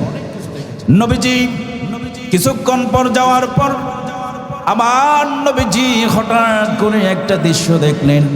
নবীজি দেখলেন এক লোক রক্তের সাগরের মধ্যে সাঁতার কাটতেছে। নবীজি এই দৃশ্য দেখার উপর আমার নবীজি জিব্রাইলকে ডেকে বললেন, জিব্রাইল রে, এই লোককে রক্তের সাগরের মধ্যে সাঁতার কাটতেছে, এই লোককে, এটা তো সাধারণ বিষয় নয়। মাথায় রক্ত, পায়ে রক্ত, হাতের মধ্যে রক্ত, পুরাটা শরীর রক্ত। আবার নবীজি জিব্রাইলকে যখন এই কথা প্রশ্ন করলেন, এই প্রশ্নের জবাবে জিব্রাইল আমার নবীকে বললেন, ইয়া রাসূলুল্লাহ, এই লোক হলো সেই লোক, যেই লোক দুনিয়াতে থাকতে সুদ খায়া পাঁচতলার মালিক হয়েছে। সুদখোর মনে হয় আমার দেশে মোটেও না। ও মনোহরপুর গ্রামের বাবারা, আওয়াজ দিয়ে একটা কথা আপনাদের কাছে আমি জানতে চাই, শুনতে চাই। আমার দেশে 1 লক্ষ টাকার বিনিময় বাট্টা খাইয়া 1.5 লক্ষ টাকার মালিক হয়েছে। এই ধরনের দৃশ্য, এই ধরনের মানুষ আমার দেশে আছে না নাই? কথা বলতে ভয় পান? কথা বলিয়েন, কথা বললেই কথা বলতে ভালো লাগে। রিক্সার ড্রাইভারের গলার মধ্যে ছুরি দিয়া হাজার হাজার কোটি কোটি টাকার মালিক হয়েছে সুদূর কারবার। সুদখোর মনে মোটেও নাই, আছে না নাই? হায় হায় রে, একজন রিক্সার ড্রাইভার তার মেয়েকে বিয়ে দিতে পারছে না টাকার অভাবে, অথচ লোকটা 5 ওয়াক্ত নামাজ জামাতের সঙ্গে আদায় করে, রমজান মাসে রোজা রাখে, ঘরের দুয়ার দিয়া খাওয়া খায় না, সিগারেট খায় না, হিন্দু দোকানে গিয়া ভাত খায় না রমজান মাসে। এই তো রমজান মাস আসতেছে, হিন্দু দোকানে গিয়ে গোপনে আড়ালে গিয়া খাওয়া ওয়ালা মুসলমান আমার দেশে আছে না নাই? আচ্ছা, যেই লোকটা, যে রিক্সার ড্রাইভার একটা রোজা ছেড়ে দেয় না, এক ওয়াক্ত নামাজ ছেড়ে দেয় না, মা বাবার খেদমত করে ইসলাম কর্তৃক জীবনযাপন করছে, যে রিক্সার ড্রাইভার, অথচ এই রিক্সার ড্রাইভারের একটা মেয়ে ইন্টার পাস করার পর ভালো একটা প্রস্তাব এসেছে মেয়েকে বিয়ে দেওয়ার জন্য, অথচ টাকার অভাবে সে বিয়ে দিতে পারছে না। গ্রামে আব্দুর রহিম কোটি টাকার মালিক, তার কাছে গেল, ভাই আমার মেয়েটাকে তো আমি বিয়ে দিতে পারছি না, আমার মেয়েকে বিয়ে দেওয়ার জন্য একটু সহযোগিতা করুন, আমাকে 1 লাখ টাকার ব্যবস্থা করে থাকে। আব্দুর রহিম বলতেছে, যাক ভালো আসছো, হ্যাঁ আসো, বসো আমার কাছে, টাকা দিতে পারবো, তবে আমার একটা শর্ত আছে। সত্য কি? সত্য, তবে দেখো আব্দুল করিম, তোমাকে 1 লক্ষ টাকা দিতে পারে, কিসের বিনিময় দিতে পারে, তুমি কিন্তু সমাজে কাউকে বলতে পারবে না। যদি বলো তাহলে কিন্তু খবর আছে, আমি তোমাকে 1 টাকাও দেব না। আসো আমার কাছে, আসো, তোমাকে দিতে পারি 1 লক্ষ টাকার বিনিময় আমাকে 40,000 টাকা সুদ দিতে হবে। ও মনোহরপুর গ্রামের মুসলমান বাবারা, আমার পিতার সমতুল্য বাবার আওয়াজ দিয়া বলুন তো দেখি, এই ধরনের সুদখোর আমার দেশে আছে না নাই? আচ্ছা, একটা কৃষক তার মেয়েকে বিয়ে দিতে পারে না। একজন কৃষক তার ছেলে মাদ্রাসা লেখাপড়া করে দাখিল পরীক্ষার ফর্ম ফিল আপ করতে পারতেছে না, একটা গাইড কেনার মতো তার যোগ্যতা নাই, পৌষ মাস মাঘ মাস শীতের দিনে একটা সোয়েটার কেনার মতো তার যোগ্যতা নাই, অথচ সেই লোকটা তার কাছে 5,000 টাকার জন্য গিয়েছে, আর বলতেছে কি তোমাকে 5,000 টাকা দেব, এর বিনিময়ে আমাকে 2,500 টাকা দিতে হবে। আমাদের আটিটি বাজারে সুদখোর অফিস পর্যন্ত খুলেছে সুদের কারবার করার জন্য, কথা বুঝতে পেরেছে? এরপর আমাদের সমাজের, আমাদের এলাকার কিছু যুবক, তাদের উপরে যখন একটি ব্যবস্থা নিয়েছে যে সুদ আটিটি বাজার চলবে না, তখন তারা দৌড়েছে। এরকম জায়গা জায়গা, বিভিন্ন জায়গায়, বিভিন্ন বাজারে সুদ বৃদ্ধি করার জন্য অফিস পর্যন্ত বানাইছে, সুদের কারবার করার জন্য, সুদের টাকা খাওয়ার জন্য। ঠিক কিনা কম? মুসলমান বাবারা, আল্লাহর কাছে ক্ষমা চাই, আল্লাহর কাছে মাপ চাই। মাবুদ গো, মনোহরপুর এই জান্নাতের বাগানের মধ্যে বসে দোয়া করি, আল্লাহ গো আমার এই দেশটাকে সুদ মুক্ত দেশ বানাইয়া দাও। আর জোরে বলে আমিন। আল্লাহ পাক সুদ মুক্ত দেশ বানাইয়া দিবে। আমার বন্ধুগণ, আমি বলতেছিলাম, আবার নবীজি এই ভয়াবহ দৃশ্য দেখলেন। কিছুক্ষণ যাওয়ার পর নবীজি দেখতে পেলেন লোকটা রক্তের সাগরের মধ্যে সাঁতার কাটতেছে। নবীজি জিবরাইলকে ডেকে বললেন, জিবরাইল রে, লোককে সুদ খাইতো, সুদখোর। কিছুক্ষণ যাওয়ার পর আমার নবীজি আরেকটা দৃশ্য দেখলেন। নবীজি তিনি দেখতে পাচ্ছেন, আমার নবীজি তিনি দেখতে পাচ্ছেন, এক লোক মাথাটা নিচের দিকে দিয়া, পাউটা উপরের দিকে দিয়া তাকে বানছে, আর আগুনের নখর দিয়ে তাকে পিটানো হচ্ছে। বিশাল বিশাল পাথর তার মাথার উপরে আঘাত করতেছে। নবীজি জিবরাইলকে ডেকে বললেন, জিবরাইল এই লোককে। জিবরাইল বলল, এই লোক হলো দুনিয়াতে থাকতে যারা নাকি টাকার বিনিময় ব্যভিচার করেছে।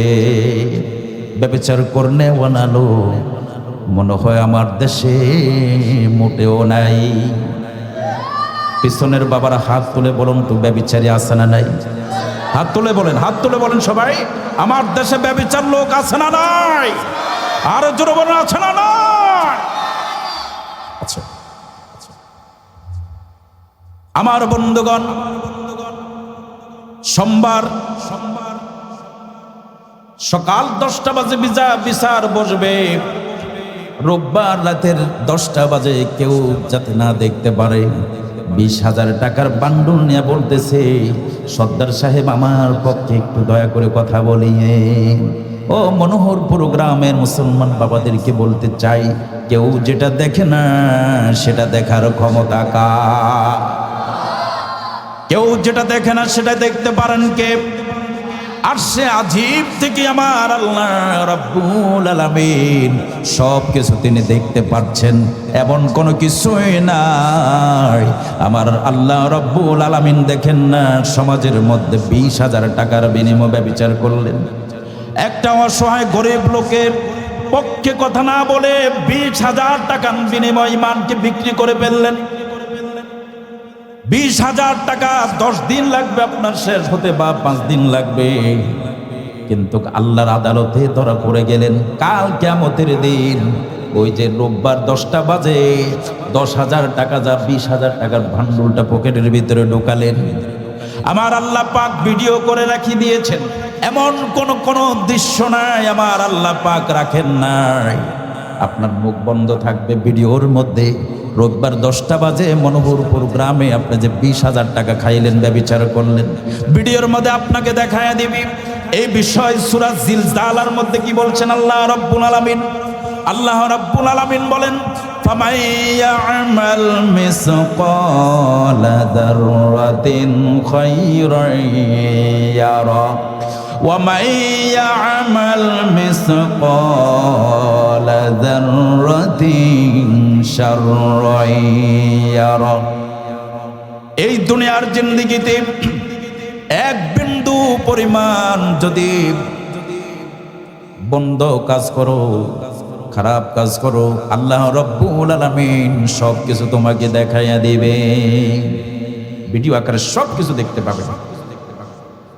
এই যে অসহায় গরিব লোকটা কি ঠকাইয়া হক কথা না বলে ব্যভিচারী করে তাকে ঠকাইলেন। গরিবের পক্ষে যার কেউ নাই তার সঙ্গে কে আছে? যার কেউ নাই তার সঙ্গে আমার আল্লাহ রাব্বুল আলামিন আছেন।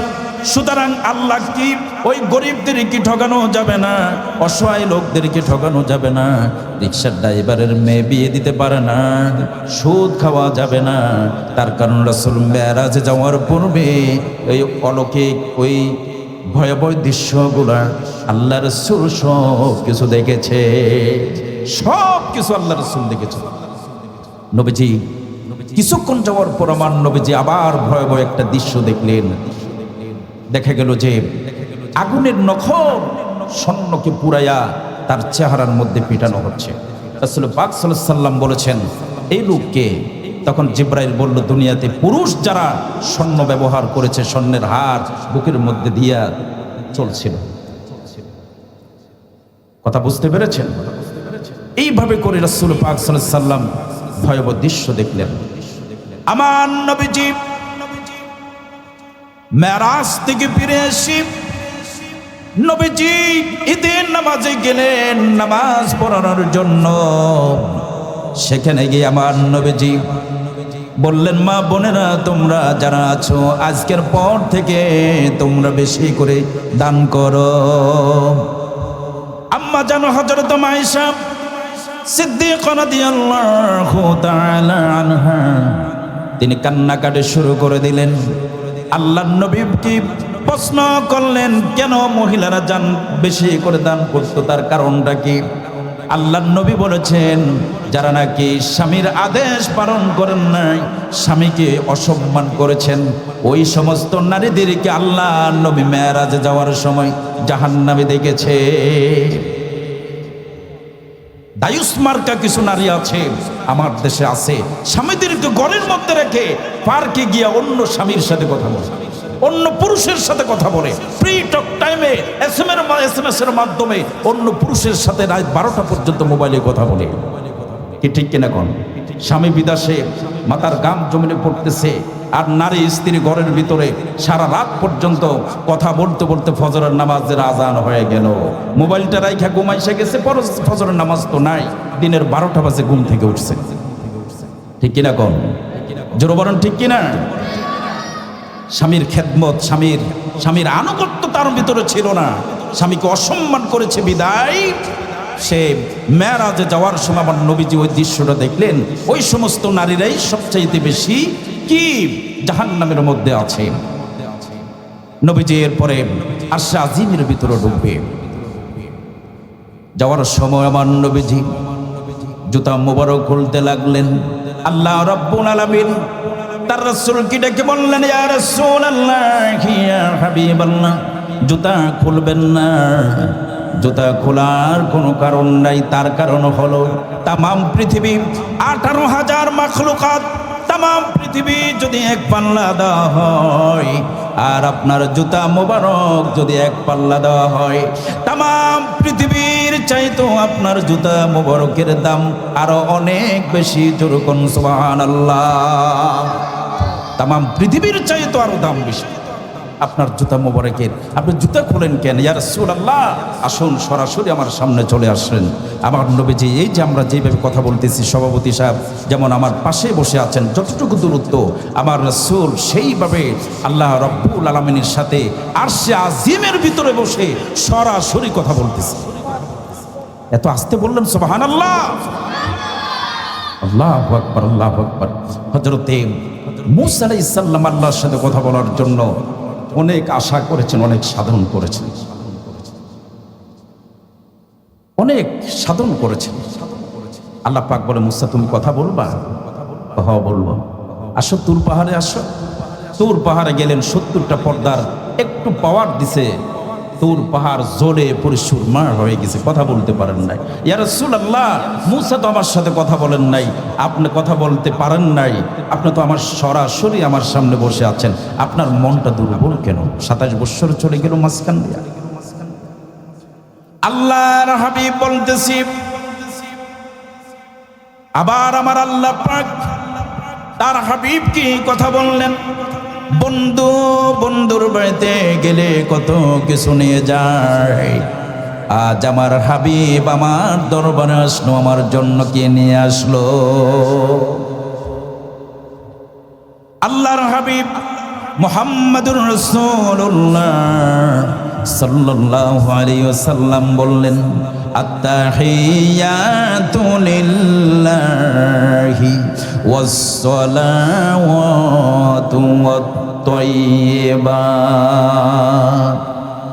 আল্লাহ তাআলা, আমি আমার হাবিবের গুনাহ এবং সওয়াব নিয়ে এসেছি, সওয়াবগুলো আপনার দরবারে রেখে দেন আর গুনাহগুলো আমার কাছে দিয়ে দেন, তার কারণ তার যাতে করে আমি কাল কিয়ামত দিবসে আমার গুনাহগার উম্মতের গুনাহগুলো দেখাইয়া আমার কোটি কোটি উম্মতেরদেরকে আমি শাফায়াত করে যাতে জান্নাতের মধ্যে দিয়ে দিতে পারি।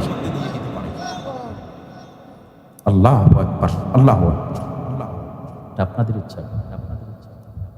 সম্মানিত বন্ধুগণ, সম্মানিত প্রিয় ভাইরা, আমার নবীজিকে আল্লাহ পাক কি প্রদান করেছেন? কাফের মুশরিকরা যে রাসূল পাক সাল্লাল্লাহু আলাইহি সাল্লামের মেরাজটাকে যে জাদু বলেছেন, অসম্ভব বলেছেন,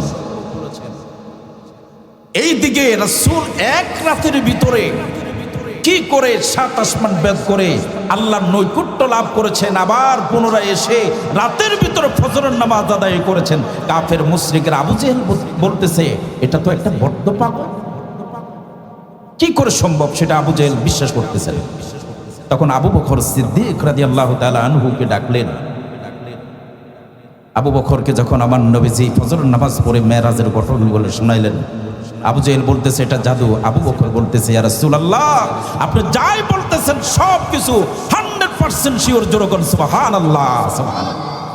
সাথে সাথে আমার রাসূল আবু বকর সিদ্দিক রাদিয়াল্লাহু তাআলা আনহুকে বললেন, আবু বকর, আজকের পর থেকে তুমি সিদ্দিক।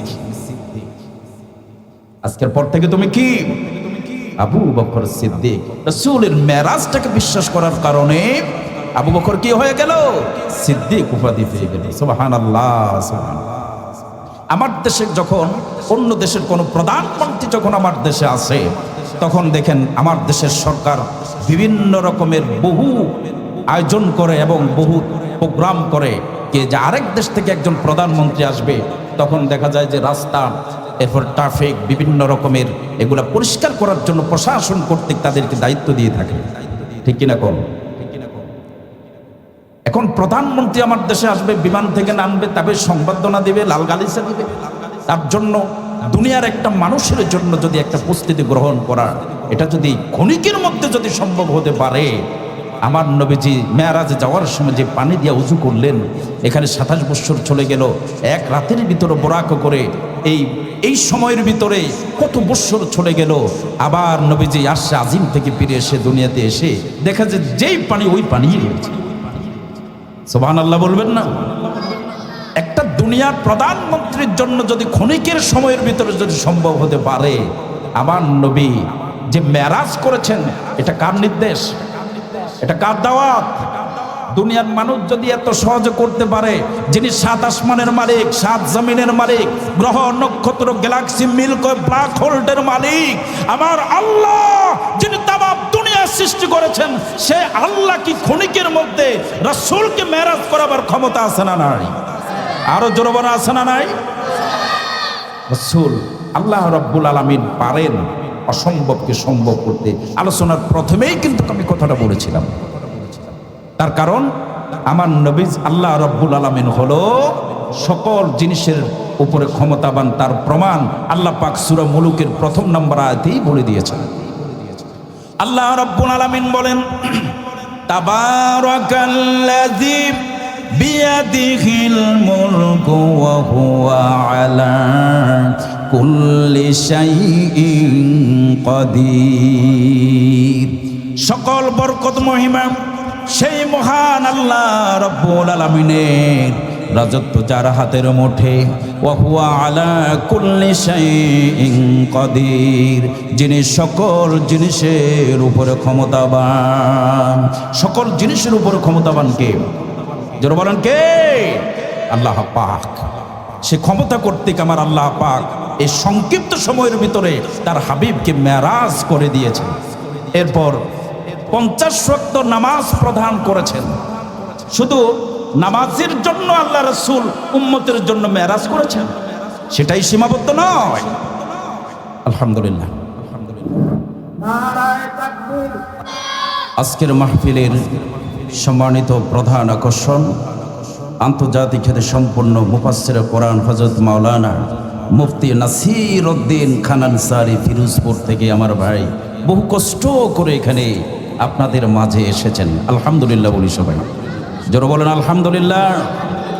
উনি তো মুসাফির, মুসাফির দোয়া কিন্তু কবুল হয়। মুসকে যাও দাওয়া, 3 ব্যক্তির দোয়া কবুল হয়। তার মধ্যে একজন হচ্ছে মাজলুম ব্যক্তি, যার ব্যক্তি অত্যাচারিত, যে ব্যক্তি মুসাফির প্রবাসী, তার দোয়া কবুল হয়। আর মা বাপ যদি সন্তানের জন্য দোয়া করে, ওই দোয়া আল্লাহ রাব্বুল আলামিন কবুল করে। যেরকম সুবহানাল্লাহ। মনোহরপুর গ্রামের সকল ভাইদেরকে বলবো, সবাই চলে আসুন, উনি দোয়া করবেন ইনশাআল্লাহ। আমিও আপনাদের জন্য একটু দোয়া করব।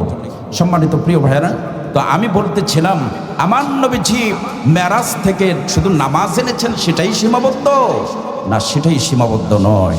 নবীজি উম্মতের জন্য আদব নিয়ে এসেছেন, সম্মান নিয়ে এসেছেন। শুধু একটা বিষয় নয়, সর্বক্ষেত্রে উম্মতদেরকে কিভাবে জান্নাতে নেওয়া যায় ওই বিষয় আমার নবীজি আল্লাহর সাথে কথা বলেছেন। যুরকন সুবহানাল্লাহ, সুবহানাল্লাহ। আমার নবীজি নামাজ নিয়ে এসেছেন। দেখেন নামাজের বিষয় কত দলিল এই কোরআন শরীফের ভিতরে আছে। সূরাত আল বাকারা 110 নম্বর আয়াতে, সূরাত আল বাকারা 43 নম্বর আয়াতে, সূরা হজ 41 নম্বর আয়াতে, সূরা তাওবা 71 নম্বর আয়াতে, সূরাত আনকাবুত 45 নম্বর আয়াতে, সূরাতুল বাকারা 45 নম্বর আয়াতে, এইভাবে অসংখ্য অসংখ্য জায়গার ভিতরে নামাজের কথা বলেছেন আল্লাহ পাক। সূরাতুল আল বাকারা 110 নম্বর আয়াতে কি বলছেন? এই একটা আয়াতের উপর কথা বলে দোয়া করে আমি আমার আলোচনা শেষ করে দেব।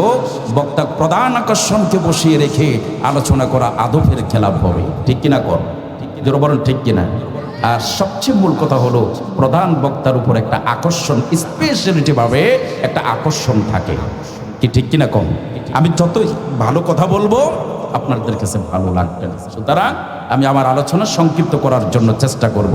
আমার নবীজি যে 50 ওয়াক্ত নামাজ আমাদের জন্য নিয়ে এসেছেন, এই নামাজ সম্পর্কে আল্লাহ পাক তার হাবিবকে বলছে, হাবিব আপনি তো বলেছেন আপনার উম্মতেরা দৈনিক 50 ওয়াক্ত নামাজ পড়তে পারবে না, কষ্ট হয়ে যাবে, আয়ু কম থাকবে, কৃষি কাজ করবে, দৈনিক 50 ওয়াক্ত নামাজ পড়াটা তাদের জন্য সুকঠিন হয়ে যাবে। কমাইতে কমাইতে 5 ওয়াক্তের মধ্যে নিয়ে আসছে। আমার আল্লাহ রাব্বুল আলামিন তার হাবিবকে ডেকে বললে, হাবিব ডেকে বলল, হাবিব 50 ওয়াক্ত নামাজ পড়া লাগবে না, 40 ওয়াক্ত নামাজ পড়া লাগবে না, 30 ওয়াক্ত নামাজ পড়া লাগবে না। সময়ের প্রতি লক্ষ্য রেখে আপনার উম্মতেরা যদি ইখলাসের সহিত গুরুত্ব সহকারে যদি 5 ওয়াক্ত নামাজ জামাতের সঙ্গে আদায় করতে পারেন, 50 ওয়াক্ত নামাজের সওয়াব আমি আল্লাহ রাব্বুল আলামিন আপনার উম্মতদেরকে দিয়ে দেব। নামাজ পড়তে চাই কি চায় না? আল্লাহ পাকে নামাজ সম্পর্কে কোরআনে কি বলছেন দেখেন, ওয়া আকিমুস সালাতা ওয়া আতাউয যাকাতা ওয়া মা তুকদ্দিমু লিআনফুসিকুম মিন খায়রিন তাজিদুহু ইনদাল্লাহ। সূরাতুল বাকারা 110 নম্বর আয়াতের ভিতরে মহান আল্লাহ রাব্বুল আলামিন বলছেন, নামাজ কায়েম করো, যাকাত দাও, আর এই সব নেক আমল তোমার কল্যাণার্থে দুনিয়ার জিন্দেগিতে যা করবে এর সব তখন প্রতিফল আল্লাহর কাছ থেকে পাবে।